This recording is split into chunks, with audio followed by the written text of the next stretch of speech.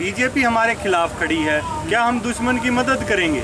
जब वो 108 दिन हो गए हैं, वो नहीं देख रहे हैं किसानों की समस्याएं क्या हैं और किसानों की बात नहीं सुन रही है, हम क्या करें? हम उनको खीर खिलाएंगे क्या?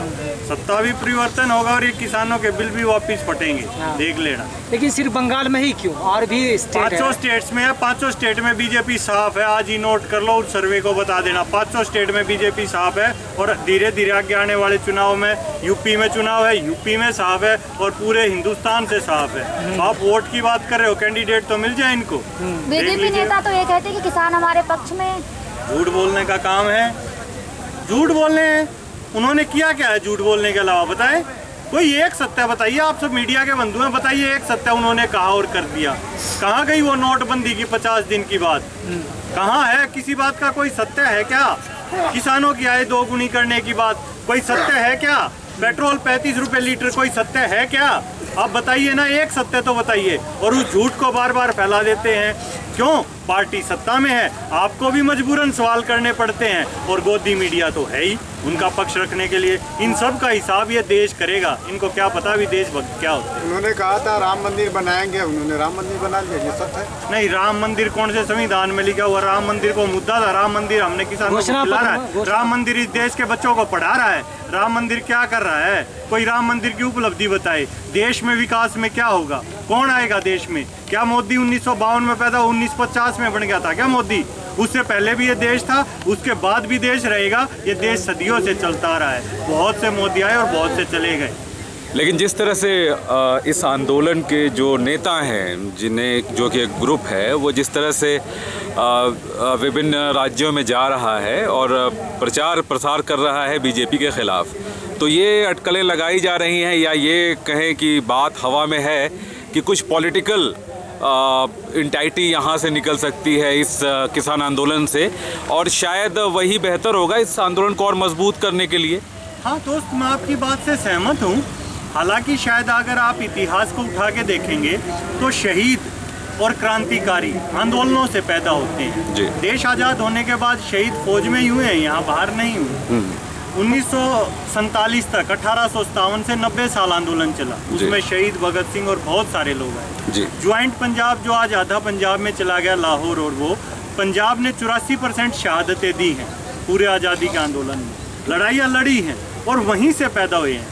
बिल्कुल सत्य है आपकी बात, यहाँ से होगा, व्यवस्था परिवर्तन होगा। आंदोलन नहीं होगा तो क्रांतिकारी पैदा कहाँ से होंगे?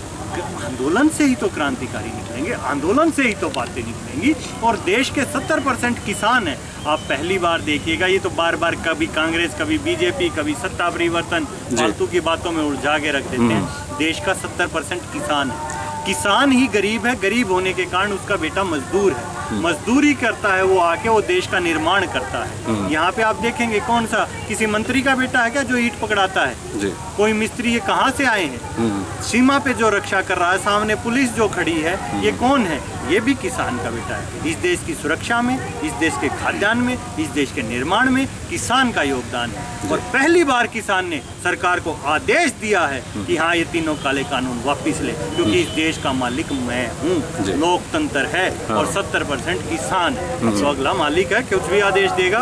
देखिए, देश में जो है 35% वोट लाकर प्रधानमंत्री मोदी प्रधानमंत्री बन जाते हैं। देश में 70% किसान है, तो किसान क्यों नहीं एक अपनी पार्टी बना लेती? क्योंकि किसान मजबूत है, फोर्स में किसान, बाकी स्टेट में पुलिस किसान के बेटे होते हैं। आप देश को अनाज खिलाते हैं, तो आप प्रधानमंत्री क्यों नहीं बन सकते? अरे बिल्कुल सही आइडिया दिया है आपने, ऐसा भी करेंगे। अभी तक तो वो इसलिए सोचती ना, किसान बड़ा ईमानदार, सच्चा सा, भोला भाला होता है। उसको पता है कि तेरा काम खेती करना है, वो बेचारा अन्न पैदा करता है, आप नहीं कर सकते। ठीक है, एक डॉक्टर होता है, डॉक्टर का काम सर्जरी करना होता है। मैं डॉक्टर नहीं हूँ। अगर कल को मेरे घर में कोई बीमार होता है, ऐसा नहीं है कि मैं कैंची लेके घर पे शुरू हो जाऊंगा, उसको लेके जाऊंगा, वो डॉक्टर का काम है।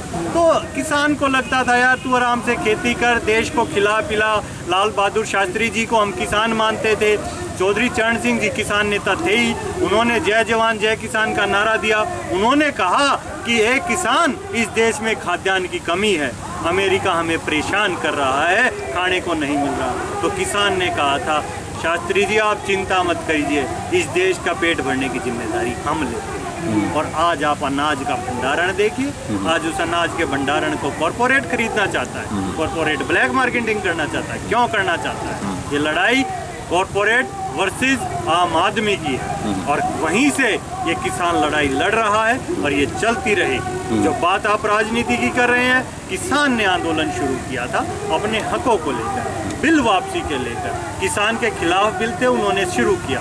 उसके बाद ये जन आंदोलन बनता गया। विपक्ष ने अपनी भूमिका नहीं निभाई। सरकार का काम होता है जनता की आवाज़ सुने, जनता जो डिमांड रख रही है वही तो बात होगी।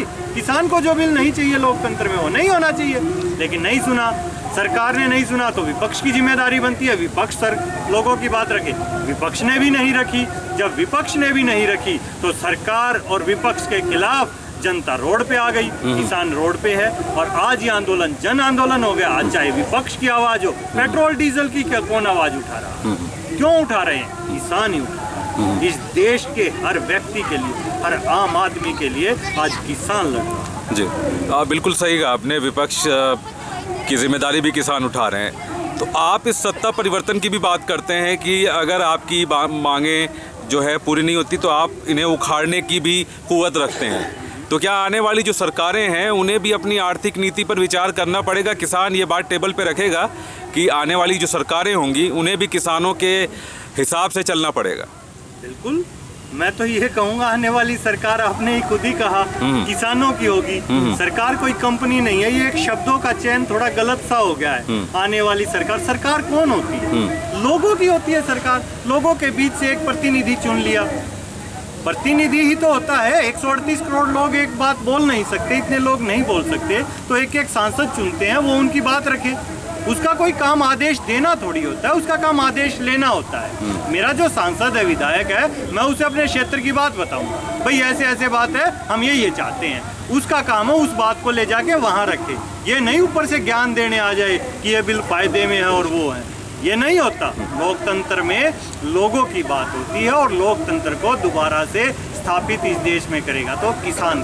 तो क्या जनता मान लेगी 2022 में आप टिकैत जी को यूपी के मुख्यमंत्री के पद पे खड़ा करेंगे? फिर आपने एक नाम ले दिया, क्यों? यहाँ ये बैठे, ये टिकैत नहीं है क्या? ये किसान नहीं है? आप पूछिए किसान को, आप पूछिए ना, आप पूछिए इनसे अनुभव। अगर आपको ना बता दे गेहूं की 70 वैरायटी तो आप मुझे बता दीजिएगा। मैं टिकैत जी की बात हटा देता हूँ, कोई और किसान को। हाँ, किसान लड़ाएंगे, आम किसान। और इस देश का भविष्य भी जो है मैं आपके माध्यम से रखूंगा। जो देश का युवा है मैं उसे कहूंगा इस आंदोलन से निकले, हमारे बाद भी इस देश को चलाना है। ये तो मोदी जी ने बाकी सारे नेताओं को ख़त्म करना चाह रहे हैं, कोई हो ही ना उनके खिलाफ। मैं चाहता हूँ इस देश का एक एक नौजवान निकल के आए, जो नए नए बच्चे यूनिवर्सिटी जाते हैं उसके बाद वो आए और देश की कमांड अपने हाथ में ले, तभी इस देश का भविष्य सुधरेगा, जब जमीन से इस देश का नेता निकले। लेकिन अपने नौजवान की बात की, इससे पहले आपने देखा होगा कि सरजील इमाम या कलीज उमर खाली जैसे नौजवान जो PhD करके फारिग होते हैं कॉलेज से, JNU यूनिवर्सिटी से निकलते हैं, जब वो देश की आवाज़ उठाते हैं तो सरकार उनको जेल में बंद कर देती है। उसके लिए कोई आवाज़ नहीं उठा रहा है। उसके लिए आवाज़ सब उठा रहे हैं ना। आज लोग सड़कों पर क्यों हैं? क्योंकि इनकी आवाज़ संसद में कोई उठा ही नहीं रहा, इनको सड़क पर आना पड़ा, इसलिए ये आवाज़ उठा रहे हैं। और मोदी जी का तो काम ही है शिक्षा को ख़त्म करो। अगर शिक्षा होगी तो देश में आवाज़ें उठेंगी, शिक्षा होगी तो सवाल करेंगे लोग। तो ये तो चाहते हैं शिक्षा का तंत्र ख़त्म करें। दिशा रवि को क्यों पकड़ा? किस लिए पकड़ा? ये लोगों की मांग नहीं समझते, ये आज भी चालों से इस आंदोलन को ख़त्म करना चाहते हैं। ये नहीं सोच रही आंदोलन आया, लाओ हम अपने किसानों की बात सुने, आओ बैठ के बात सुनते हैं, भाई बताओ क्या समस्या है। नहीं, चाल चल रहे हैं शैतानी चाले की किसान आंदोलन को ख़त्म कर। एक और आखिरी सवाल है, दिशा रवि की आपने जब बात उठाई तो उन्होंने ट्वीट किया है कि सरकार से ज़्यादा जो हमें मतलब जाल में फंसा है वो मीडिया है। जिस तरह से मीडिया इस रोल निभा रही है, क्या देश के लिए सही है इस वक्त? बिल्कुल भी सही नहीं है। सबसे खतरनाक बात वही सरकार क्या करती है। अभी मैंने जब आपने शुरू किया, शुरुआत में कहा था सरकार झूठ फैलाती और उस झूठ के ऊपर मीडिया सवाल उठाती है। अब झूठ का जवाब आप क्या दोगे? झूठ ही सवाल में ही झूठ है, उसका जवाब क्या देंगे? और मीडिया उसे प्रमोट करती है, उस मीडिया को पूरा देश देख रहा है। तो आपको नहीं लगता उस झूठ को सत्य बनाने में सबसे अहम रोल मीडिया का है? यहाँ पे किसान बहुत क्रांतिकारी बातें कर रहे हैं, बहुत ही बड़े बदलाव, एक रेवोल्यूशन की बात कर रहे हैं, तो क्या उम्मीद है क्रांति आप ला पाएंगे इस देश में? मैं क्या, देश लाएगा क्रांति। इस देश में क्रांतियां होती आई हैं, आप देश का इतिहास देख लीजिए।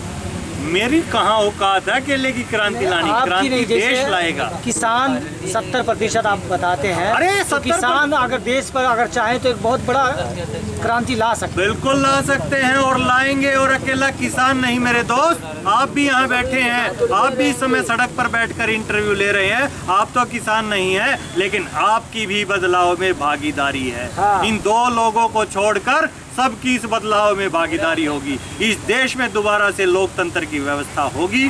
To the people, by the people, for the people, दोबारा से फिर इस देश में लागू। Thank you. चलिए शुक्रिया।